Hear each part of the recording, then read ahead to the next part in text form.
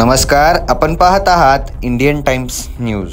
सोरेगाव भाटेवाडी केगाव शिवारात बिबट्याचा वावर। तर याबाबत मिळालेली अधिक माहिती अशी की शहर लागत्याच भाटेवाडी नंदूर डोणगाव परिसरात बिबट्याच्या पायाचे ऊस आढळले आहेत। वन विभागाने त्या परिसरात ट्रॅप कॅमेरा बसवले असून आवश्यकतानुसार पिंजरा लावण्याची तयारी केली आहे। पायाचे ठशावरून तो बिबट्या तरुण असल्याचे वाटतो, तो बाहेरून आला अशी शक्यता आहे। नागरिकांनी गर्दी गोंधळ न करता सतर्कता बाळगावी असे आवाहन वन विभागातर्फे करण्यात आले। बिबट्या दिसल्याचा हा व्हिडिओ समाजामध्ये व्हायरल झाला, मात्र तो सोलापूरचा असल्याची पुष्टी झाली नाही।